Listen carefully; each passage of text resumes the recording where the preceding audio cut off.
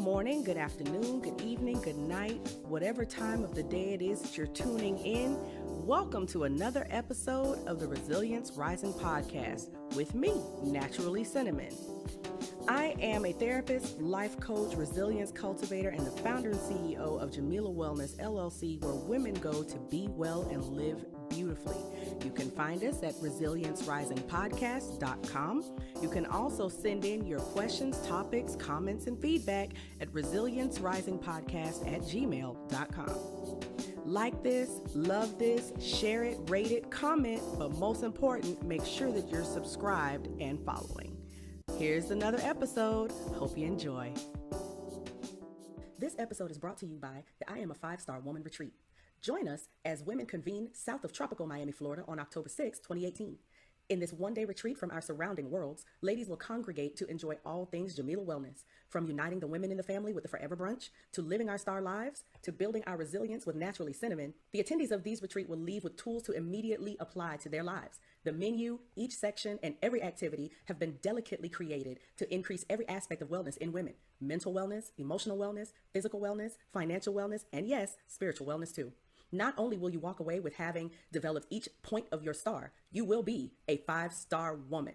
Register now at www.starshineconference.com and use promo code podcast to receive 10% off your ticket. Can't make it and want a live stream? There's an option for you too. www.starshineconference.com. Hey everybody, I am between a few things, so I'm going to go ahead and get this podcast episode recorded because I don't want you guys to miss me as much as you did the last few weeks. You missed me, right? Okay, I hope you did. Anyway, let's just jump right into the wins, L's, and I don't knows for today's episode. First, I'm going to cover any I don't knows because I didn't get many sent to me, and I didn't have any personally. But an L is on my part. On the last episode 30 of Recharge, there were a couple of things I said I was putting in the show notes. One of them was the link to the VIP email list. Now, I did have someone write in to let me know that I did not have that link in the show notes, but she was able to find it on the website. So that's my bad. So I'm going to make sure that I put them in today's show notes, the VIP email list. So my fault. And that was in reference to anybody who wanted to know, the 5 different ways to find a therapist. So once that blog goes out, that you would get a notification. That was what this is for. So if you do want that blog, as soon as it goes out, it will go out this week. Then make sure that you do sign up to the VIP email list, and I will put it in the show notes for this week. So my bad. Now, we did have a win and an L submitted on our Instagram page. And this young lady, a win was that she got a job interview coming up. And she was excited about it. But an L was, she put an L like, she's not sure if it's actually an L or I don't know. So we're just going to kind of leave it in limbo until it's resolved. Sometimes when we have an L, which is a loss or even a lesson, or an I don't know, sometimes those things can be in limbo until, you realize what it actually is. Not all life lessons are learned on the spot. Sometimes you have to reflect and go back and look at some things to realize what it really was. And sometimes they turn out to actually be a win. So these are the parts that are in limbo. She put that she was hired to do, the job that she was hired to do was at worst canceled, but at best delayed. And the job she would have loved to get hasn't gotten back to her yet. Man, let me tell you, I understand that being in limbo part. I had an interview that I just knew that job was for me, and I went weeks without hearing anything, and it was just excruciating, only to find out that they decided to go in a different direction after all. Had they stayed in kind of the vein that they were going in when I was first contacted about this particular position, then I may have been hired, but they decided to go a different route. And to be honest with you, objectively speaking, I understand the direction they ended up going in. I get it. So I was not, angry about it. It was just like, oh man, that kind of sucks for me, but it doesn't suck for the other people who did get hired into that position. They're very well deserving, and I believe they're going to do a phenomenal job at what's coming up. But I kind of wanted to be part of the team, but it's okay. It's okay. It just wasn't my time right then. But in that not knowing stage, in the limbo and the lingering, man, it was horrible. It was eating away at me. And I actually talk a little bit more about that in a recent radio interview that I had, which brings me into the wins, my wins for the week. I was interviewed at a local radio station. For those of you who remember, I do live in South Florida and Miami specifically. And there's a local radio station, WMBM 1490 AM. It's a gospel radio station. It has been around like for so long.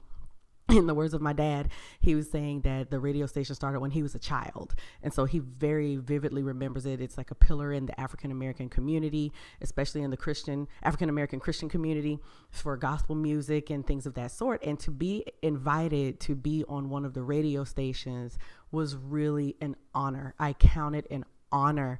I did not ask someone, hey, can I come on your radio station? It was a complete surprise that they reached out to me to be on a weekly morning show, the guest on one of them. Now, my segment was supposed to go for 30 minutes. We ended up covering the entire hour show, and then we got an extra 30 minutes. So we went from 30 minutes to an hour and a half, but it was great the entire time. And I am going to put the link in the show notes. I was able to go live on Facebook because it's a talk show. So I was able to go live on Facebook. So I'm going to put the link in the show notes to the Facebook live feed on my Naturally Cinnamon page. So yeah, I'm still kind of floating about that. That was really good. The next win that I wrote down was Virgo season. For all you Virgos out there, let me tell you, I don't know how deeply people believe in the zodiac and all this other stuff. And let me tell you, I probably wouldn't put money on things, but I do find it entertaining from time to time. And sometimes, actually a lot of times, there's a lot of truth to a lot of this stuff.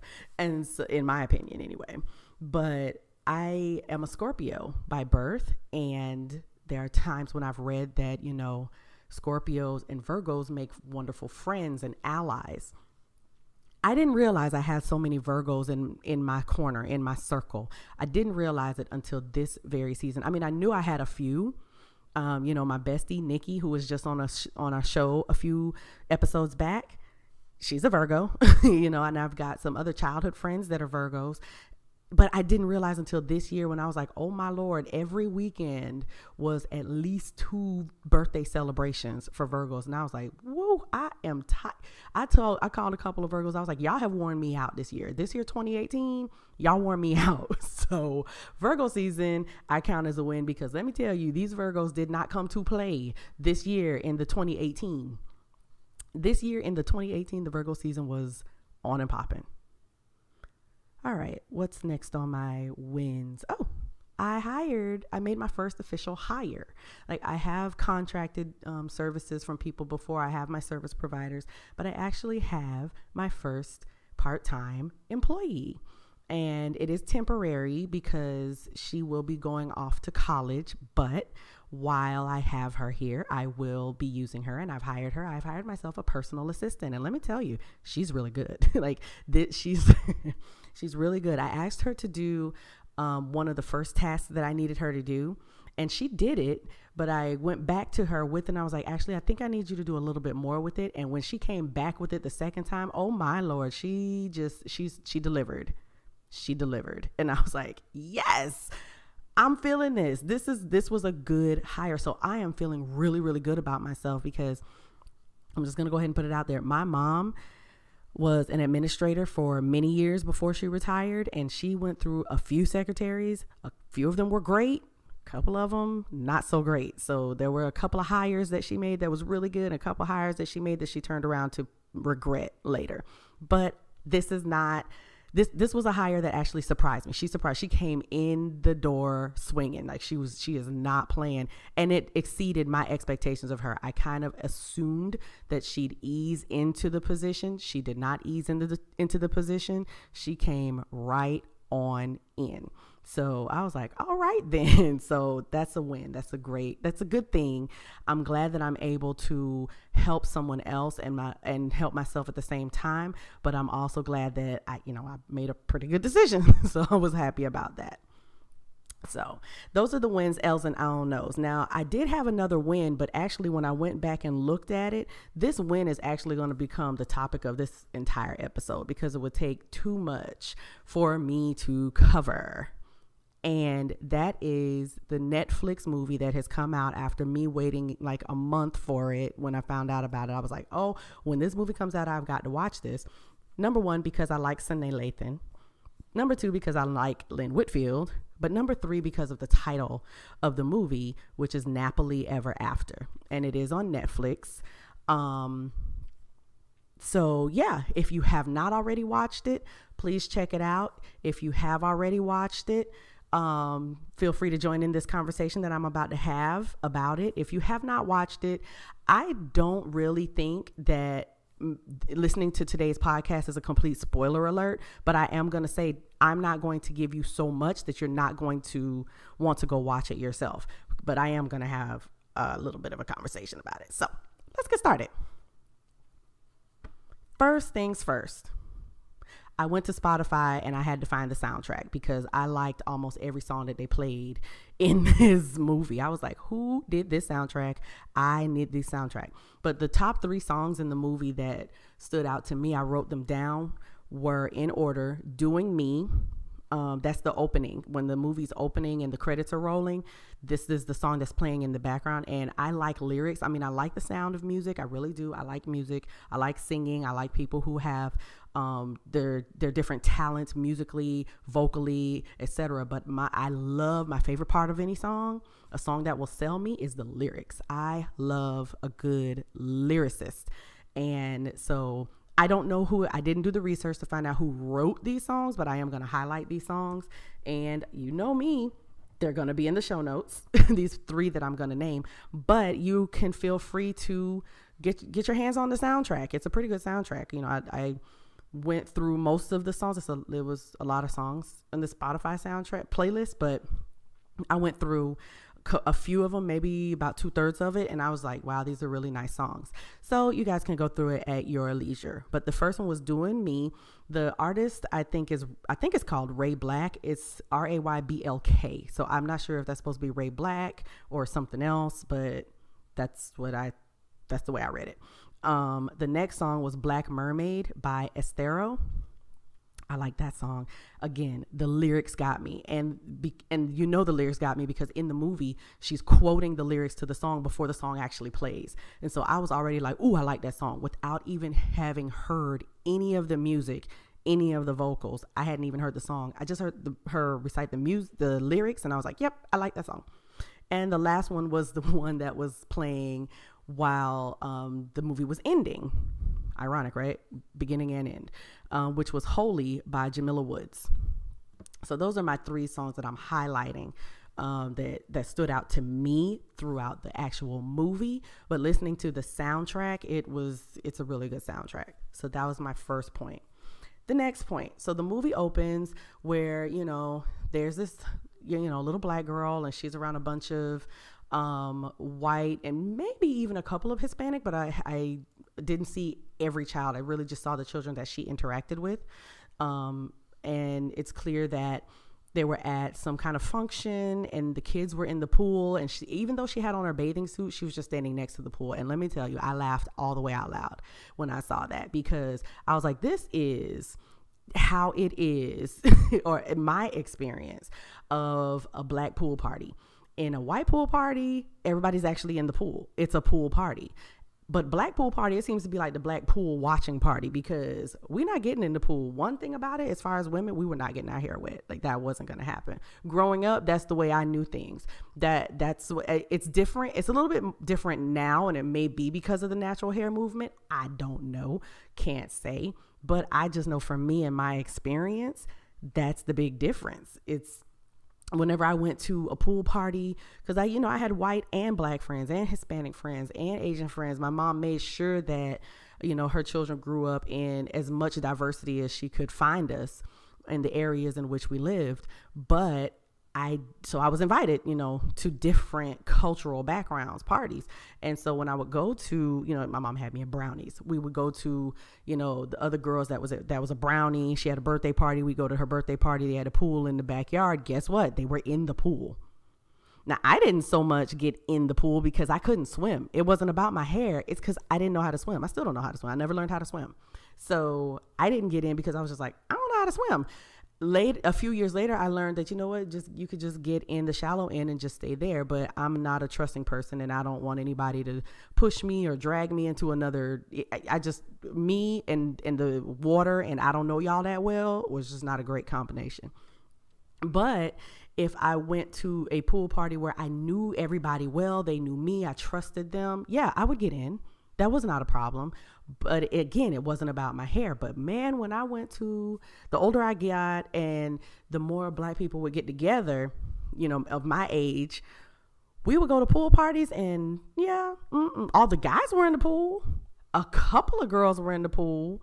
But for the most part, there were girls standing around the pool that we were just not getting in. We had just got our hair done, or we were about to get it done the next day and couldn't have that chlorine in it if we were going to get that relaxer. And it was all kinds of reasons we could not get in the pool. So here's this movie opening where these white kids are having a ball. I mean, they are having a good time. And she is looking at that water like, oh my God, I want to get in so bad, but I can't. So I was like, girl, I know how you feel. So I thought that was interesting. But as the scene went on, she really, really wanted to get in the pool. And this other kid, a white boy, he was basically taunting her like, oh, I bet you I could hold my breath longer than you. And of course, ego versus ego, and I could do it, whatever. So she jumps in the pool against her mom's screaming, like, don't you dare do it. She does it anyway. She jumps in the pool. She holds her breath longer than him. She wins. And so when she comes up out of the water, the first thing out of his mouth is, what happened to your hair? You like a chia pet. And then these other white girls are singing chia. And now it's this whole embarrassing moment. And her mom is yelling at her, and the kids are picking at her, singing the song from the commercial. She's just having a horrible moment of ugh. So I was like, oh man, poor thing. And then her mom, I guess, had to fix her hair after that. And so she used the hot comb. She did not use a relaxer, which I found interesting because I'm assuming that this young lady in the character is around my age or younger. I'm even going to say younger. I'm not going to say around my age. I think she's probably about pre-30s. That's my assumption. Pre-30s or like just at 30. And so back then, the thing was to get a relaxer.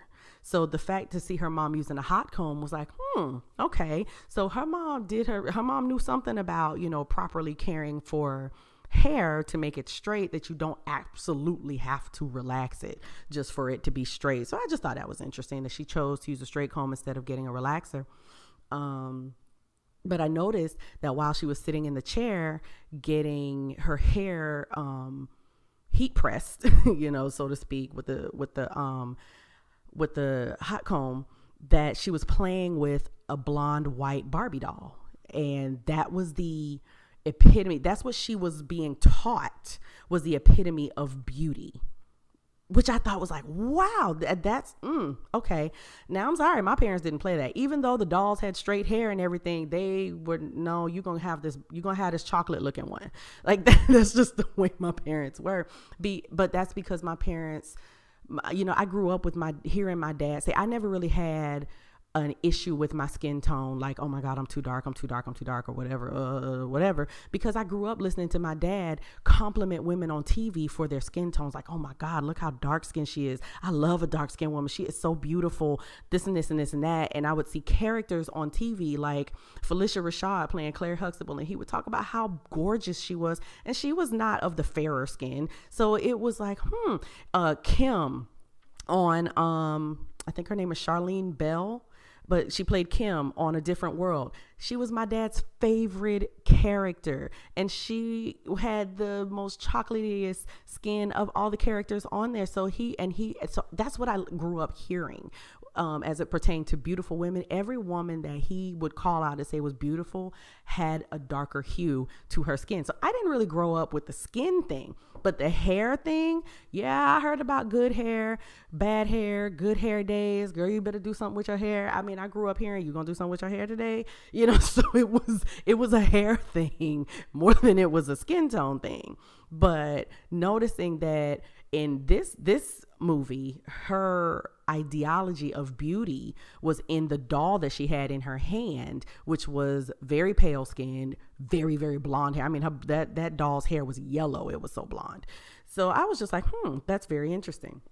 So going on into the movie, you get to see some of the lengths that she would go through to make herself appear perfect. She used the word perfect a lot in the earlier parts of this movie. And I think that's a testament because she believed that that's what she had to be in order to get the things that she thought equated success. She thought she had to be perfect to get the perfect job. She thought she had to be, the perfect cook, and she had to take perfect care of her boyfriend so he would then become the perfect husband, because if she's not perfect, he's not going to marry her. I mean, the word perfect came up a lot in the beginning parts of this, maybe in the first half, if not the first third of this movie.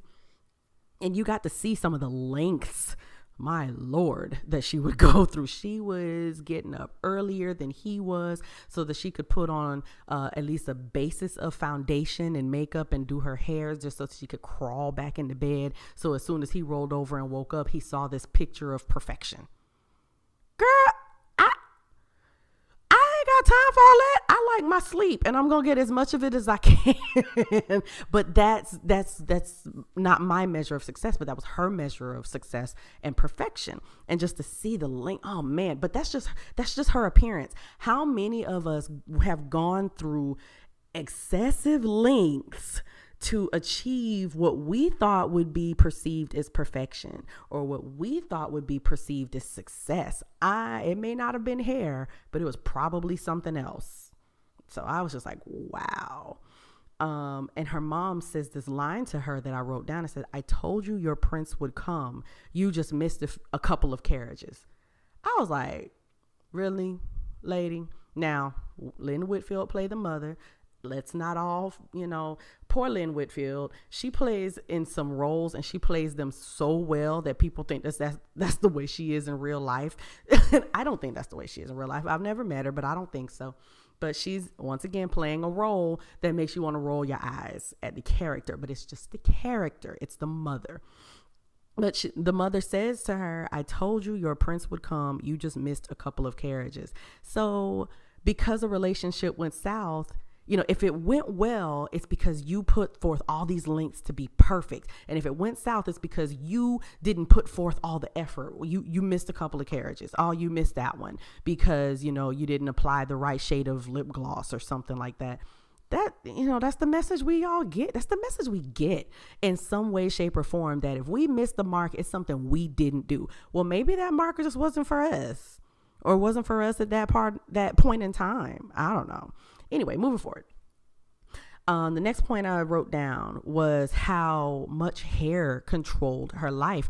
She has a live-in boyfriend that she is in love with, at least she thinks she is, at least, and she wants him to propose to her. She wants to be the perfect wife because she wants a husband, and he's perfect because he's the doctor, and he's this, and all this other stuff, and he's completely handsome, and blah blah blah blah blah, whatever her checklist is. And they're living together. So after she puts forth all this effort, and he wakes up and sees her, and he gets ready that, they're being physically intimate, they're having sex, and he wants to run his fingers through her hair, and she will not have it. Like, every time his hand goes near her head, she's like moving her head, or, redirecting his hands, like trying to hold his hands or something. And I'm just like, you can't even be in this intimate moment with the man that you want to spend the rest of your life with because you are so worried about the image of perfection. That's what was happening in that scene. I watched this movie twice, by the way, over the weekend. The first time I watched that scene, I was like, wow, girl, you can't even, enjoy the moment with your man. But the second time I watched it, I'm like, it's not just about the moment with her man. You can't enjoy the beauty of what's happening, something you think you want, something you want to spend the rest of your life doing. You can't even enjoy it because you're so consumed with the appearance of perfection. That is, wow. Fast forward again, she's having lunch, I think it is, probably a lunch or either a late lunch, early dinner, brunch, whatever it is, with her two best friends. And she can't focus on the conversation because she keeps looking up at the clouds. They're outdoors, by the way. And she keeps looking up at the clouds. She can't focus on the conversation because she keeps saying, is that a rain cloud? Is that a rain cloud? What's the weather? Is it supposed to rain? I checked the weather. And the friend's like, I checked the weather twice. It's not going to rain. She could not be part of the moment and part of the conversation on her birthday with her two best friends because she was so concerned that this rain cloud was going to come and, put moisture in the air that was going to ruin her hair, ruin her image of perfection, that she could not even, it just consumed her life. This image of perfection consumed her life, that she had to try to control every piece of everything going on around her. And I'm going to leave that alone and move on to the next part. I'm not going to keep, I'm not going to tell you every line of the entire movie because I do want people to continue to support it. Fast forward, in that scene, it didn't rain, but she did end up getting her hair wet in a different way. And she's freaking out because, it's her birthday. There's supposed to be a birthday dinner that night. She's freaking out because, of course, she can't have her hair not slick straight. It can't be. That's not the image of perfection. So one of her best friends is like, I'm gonna see if I can get you in the salon that I go to. She goes to that salon. Somehow some things happen at that salon and clumps of her hair start coming out in the salon. She is undone. At this point, she is undone at the clumps of hair, because she doesn't care who, how, when, and why. She just needs y'all to fix it because I have a dinner to go to for my birthday and my boyfriend's going to propose to me. Woo! I'm telling you, she talk about control. She has got to have control over all of this, and she's got to look perfect because he's perfect and the dinner's it's got to be perfection. And natural who she is not the image of perfection.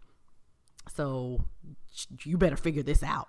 So the hairdresser, the owner of the salon, figures it out. They put in a weave, and let me say this.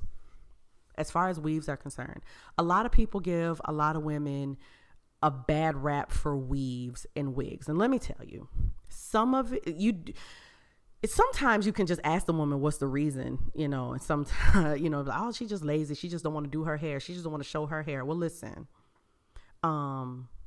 this here natural hair, it takes a long time to do something to it. It takes a while, and sometimes it's good to, some people wear wigs for protective styles, protection, heat protection, if they're going to be out in the sun, it's so, the list of reasons go on and on and on. But one of those reasons could be something like alopecia, where a woman is having hair that's falling out and she needs to wear a wig to cover up the spots, or a weave to cover up the spots. Sometimes it's health related. Sometimes it's a prevention that you don't want your hair to fall out, so you're not going to put so much stress on it. So maybe I'll wear a wig today. It's so many different reasons. So many. But anyway, moving forward. So she's got her weave. It's bone straight. It's back to her, image of perfection. Because at this point, even if it's not her hair, as long as it looks like it's long and straight, that's all that matters. And so she goes to the dinner. Long story short, he didn't propose. Anywho, she's having a conversation with him, and he says to her that, it feels like a 2-year first date. It feels like, and he's starting to list things, because she basically asked him, why don't you want to marry me? Or why didn't you propose? Or something like that. And then he's trying to have a conversation with her to say, listen, after 2 years, I don't even know you. I had to call your assistant to ask, what's your favorite wine and stuff. And I'm going to be honest, the first time I watched that movie, I was like, well, bruh, that's your fault. Because if you're with her for 2 years and you don't know her favorite wine, that means you never asked. But, that's neither here nor there, as part of my point. what I found in that is that I went back a couple of relationships ago and I was like, wow, I've done that before. I had one relationship that went, I think, almost 2 years, something like that. Uh, that's a shame that I just said something like that. Me and him are on good terms. Now we were able to develop a friendship, after the breakup, and we're good. We're fine. But and because we were able to develop a friendship after the relationship was over, we were able to talk about a few things. And one of those things that we talked about was the fact that when I would spend the night at his house, somehow the hair bonnet situation came up, and I told him I never felt comfortable wearing a hair bonnet at his house, and he was just like, well, why not? Don't you need to don't women wear hair bonnets? And to me, that was not the image of perfection for me, at least at that time in my life. Of course, I was younger then, but still, that was about, I don't know, 11 years ago, maybe, something like that. I would not wear a sleep bonnet because of the perceptions that I had heard. I mean, it would be on maybe like comic stages, like comedians would say things about Black women and sleep caps, the sleep bonnets. And so I did not want that perception of, a clown. They were like making fun of Black women, and I didn't want that perception attached to me because that's not what I wanted. So I was just like, I don't ever want you to see me in a sleep cap. So I never wore one, and I would just risk my hair being damaged if it had to be. But I didn't want that. I did not want him to roll over in the middle of the night and there I am with a sleep cap on or a scarf on or anything like that. I just wanted to wear my hair, and I paid the price for it a few nights, but a few mornings when I would wake up and I should have wrapped my hair and I didn't, but I can identify with that. Like I said, it was at that time. I'm very different. I became a very different person after that. After he and I were able to have that conversation where he was just like, I wouldn't have cared. I wasn't even going to see you. I was going to be asleep. My eyes were going to be closed. That's basically the response he gave me. But that helped me understand, what, Cinnamon, you are really trying to be something that you think somebody else would or wouldn't like without even having the conversation with them about what they think perfection is or what they think success is. You're trying to impose what you think is or isn't the image of perfection onto somebody else's life. And that's, first of all, not fair to them. It's not fair to them. It's also not fair to you. So moving forward, she's in the mall doing some shopping. She's actually outside the mall, and she sees a couple, a male and a female, and they're, showing public displays of affection, and they just look like they're so in love. And you could see the tinge of jealousy in her, like, oh, I want that. Why can't that be me? Why can't I have that, or whatever? And the woman happens to have a natural curly hairdo, but she also has like blonde mixed into her hair. What I found interesting is that the main character looks at this woman who's got this boyfriend who's so into her, and what she doesn't see that the guy is actually in love with who his partner is. She still sees the image. She still sees what she equates as the display of perfection. And what she honed in on was the fact that the woman had blonde in her hair. She did not notice anything else in that scene except for the fact that the woman had blonde in her hair. So what does she do? She goes and puts blonde in her hair. Now, it was like, wrong move. It was kind of like, no, that's not what you were supposed to see in that moment. But that's what she saw, because she was filtering it through her perception of what the image of perfection. She was still holding on to what she thinks the image of perfection is. And the image of perfection to her is hair. So that's all she saw. So she goes out, she gets her hair blonde. She goes out with her two best friends. Long story short, that total night ended up being a disaster. The entire night was a disaster. And she has a full-on meltdown after that. And that is when she finds herself standing in the rain, which, of course, remember, with water in her hair, it just poofs up. And she's home, and she's drunk, and she's depressed, and she's crying, and she's just, it's just a bad night. And she walks past the mirror in her bathroom, and she sees herself with this poofy blonde hair. And she takes a comb and tries to comb through a piece of it. And that comb, it wasn't happening. And what I wrote down, I was like, wow, when the real you is out, when the realness, the part that you've been trying to cover up, the part that you've hid behind a mask or put a cape on to try to hide it, when you're trying to be, the super you and the image of perfection, when that broken part ekes out, when that real part peeps out and it's out, you can't use the same old tools or methods that you used before. Like if you have, like I said, you have some type of sort of mask on, and you up from under the mask, something starts, peeling out. Let's say you cut yourself and you start bleeding and blood starts dripping and you can see it. You can't just go grab another mask and put it on top of that one because something happened to it. No, you've got to remove that thing and try a different method, try a different tool. You can't just pick up another mask because clearly that didn't work. It's not healing what should be healing. If you scratch yourself and you need a Band-Aid, you put a Band-Aid on it. Okay, you've put a Band-Aid on. But if you turn around and you twist your ankle, you can't just put a Band-Aid on it. You got to wrap that thing up. You can't use the same old tools and methods that you've used before when now you're dealing with something else. So that comb didn't work. The comb worked before.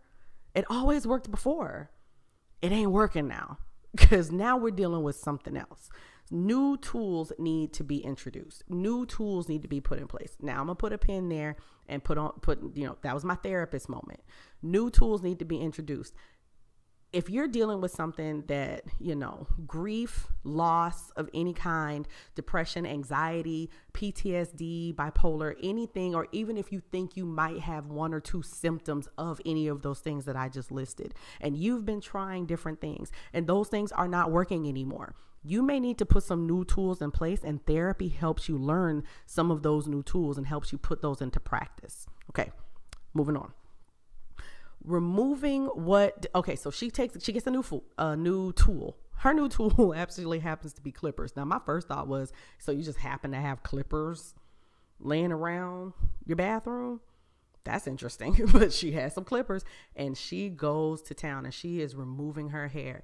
And she's having different fits while she's removing her hair, while she's shaving her head. She's having fits of crying, fits of laughing. I mean, she is sobbing. She looks like she is distressed. She looks like she finds what she's doing hilarious. She looks like she is terrified of what she's doing to herself. All of these things keep rotating. It's like a rotation of emotions. And what I wrote down was, removing what defines you, when you actually need to just go ahead and remove that thing that has defined you for so long. When it's time to let it go, it can be freeing. A lot of times on social media and on other things, we talk about oh my God, that was such a great experience. But do we talk about the fact that, yeah, it may have been freeing, but it was also scary.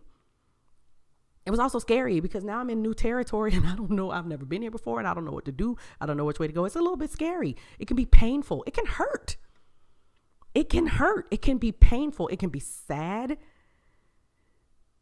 It can be sad because now you're losing a piece of you that you thought you'd always have forever. Even though that piece needs to be shed, you're losing it. That's a loss. It can be sad. It can be dramatic. It can be shocking. It can be confusing because now, after it's all said and done, what now? That scene, I'm not going to lie to y'all, that scene got me. I was watching her shave her head and I was almost in tears because I was like, this hurts to watch, but it needs to happen. And it wasn't just about hair. It was just about how we are in society, how we can go out of our houses and be, that it can hurt to be who we need to be, but it's got to happen. It's just got to happen. So I was like, wow, that scene was like, wow. What's funny is in the next scene, she calls her mom over, like, oh my God, this just happened. And she calls her mom and her mom comes in and her mom is hyperventilating and she faints. Like her mom is in complete shock. And what I wrote down about that was when you've gone through your changes, your whatever your change may be, others may react based on where they are, what they think, and what's comfortable for them. Sometimes you just have to have them let them have the reaction, whatever the reaction may be. They may cry, they may scream, they may be ecstatic for you, they may ask you 1,000,001 questions to which you don't have the answers.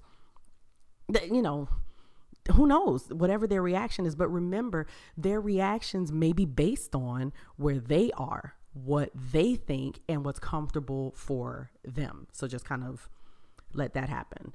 Let me see, moving forward. Here's what's funny. There's a scene where she's going to meet somebody. It's just a casual date. They're going to meet and they're just going to go hang out, spend some time together. Nothing really serious. And she arrives and she's dressed in clothes that she's used to dressing in, and she feels overdressed now. So she runs into like a gift shop or something that's nearby, and she just buys a shirt and a skirt and some flip-flops or something and puts them on. She puts the shirt on backwards. Instead of freaking out like, oh my God, I'm so embarrassed, because she wasn't being perfect, she was like, hey, I thought it was a plain shirt, whatever. And you start to see the need for perfection releasing itself. Like, hey, I can't do anything about that. It is what it is. Because when she had all this hair on her head, she could always manage it and plan it out and do what she had to do. And now she's bald. There's nothing to plan and manage. It is what it is. Take it as it comes. And so she starts to adopt that attitude into her life. And when she puts on this shirt backwards, it's like, hey, it's still cute though. And she keeps it on back. She never turned it around. She kept it on backwards. And I was like, ooh, I see that. I like that. So there's a lot of more things that happen in these next few scenes. I'm not going to cover any of those scenes. I'm going to skip to the end of the movie. There's a scene at the end of the movie where she jumps into a pool. Now, of course, that's reminiscent of the beginning of the movie where she jumped into the pool and felt shame. She felt complete shame because, remember, the kids were talking about Chia Pet and her mom was screaming at her because of her hair and not looking perfect, not being perfect. So in the beginning of the movie, she jumps into a pool and she's filled with shame. In the end of the movie, when she jumps into the pool, she feels so free. It's such a freedom. She's just like, hey, whatever. I'm me, and I love it. And what I loved was she was like, hey, the water's fine. And her closest friends wasted zero time jumping in there like, girl, we coming, let's go. And there, I was like, ooh, I love to see friendship and sisterhood in action. And I love that. So I thought that was very interesting and very well written, very well carried out piece of the movie, that it opens at a pool and then it would closing out with a pool.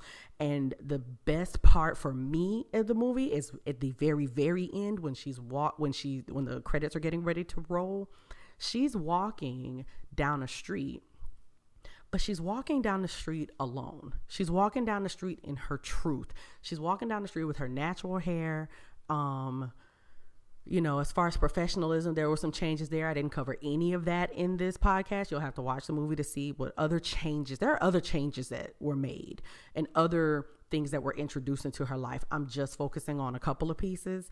But she's walking down the street and she's just like, hey, whatever. She's not noticing who does or doesn't notice her. In the beginning of the movie, while she was walking down the sidewalk, she was looking around to make sure people were noticing her. At this part, she didn't care who was or wasn't noticing her or if she was being noticed at all. She also didn't have the perfect man, the perfect job, or the perfect hair. All of those things were at the beginning of the movie, literally were the definition of perfection, success, and happiness for her. She didn't have any of them and still found herself happy and successful. So she ended up redefining what perfection meant for her. She ended up redefining what happiness and success meant for her and embracing herself at the same time. And I love this movie.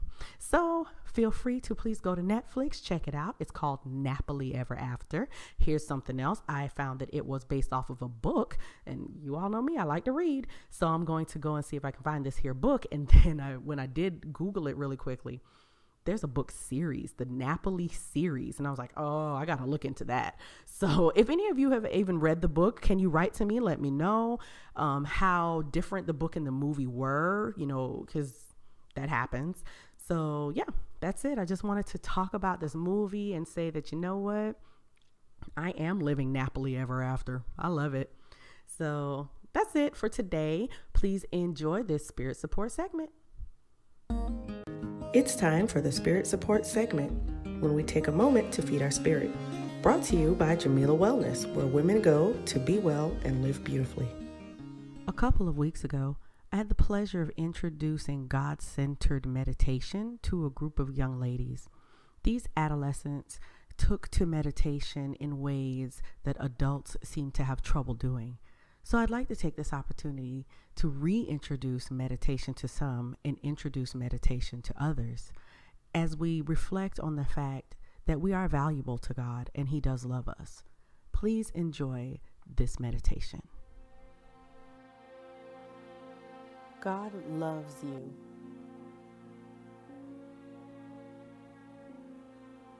You are His.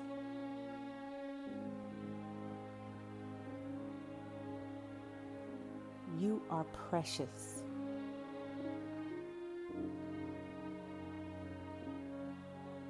You are important.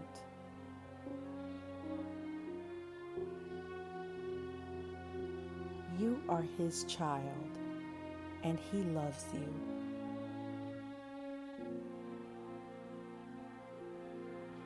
You are honored.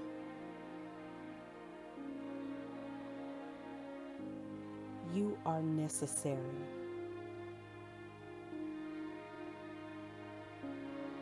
God made you, and you are perfect to Him.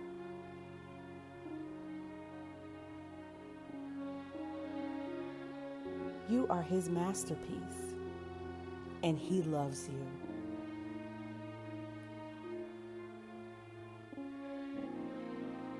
You are wonderfully made.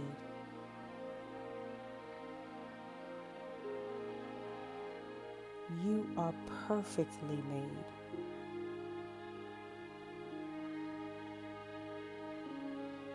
He cherishes you.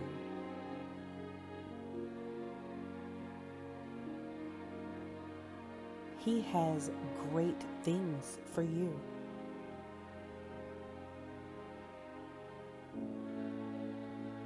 God loves you fiercely.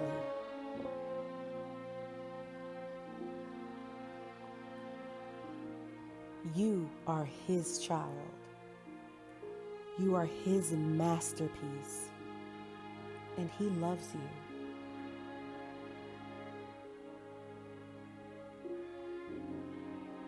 He loves you so greatly, it cannot be measured.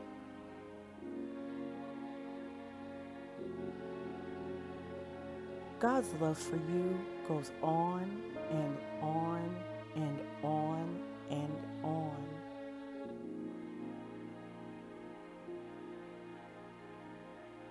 He will never not love you.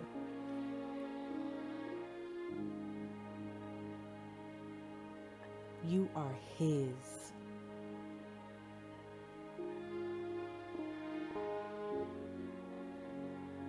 He paid the biggest price for you because you're worth it.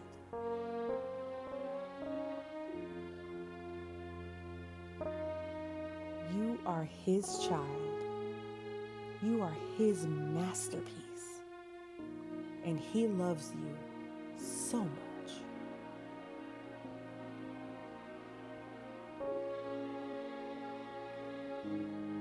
You are worth saving.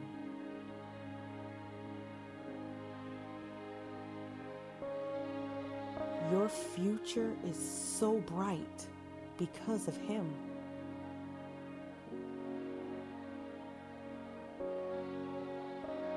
When you need Him, He comes to you.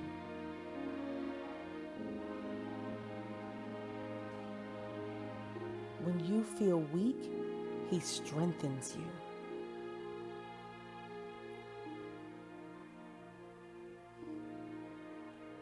You are His child. You are His masterpiece, and He loves you so much.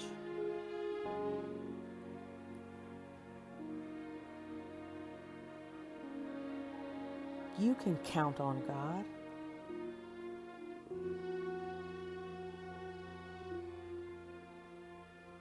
You can call on God.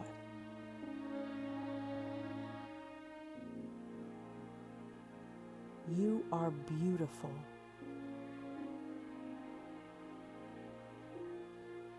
You are adored.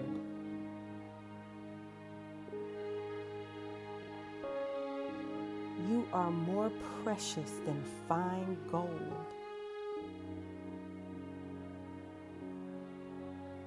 You are more precious than diamonds.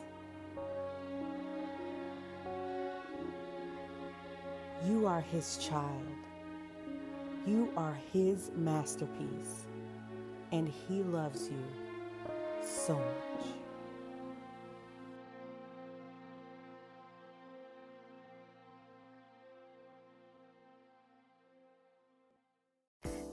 Thanks for tuning in to Resilience Rising with Naturally Cinnamon.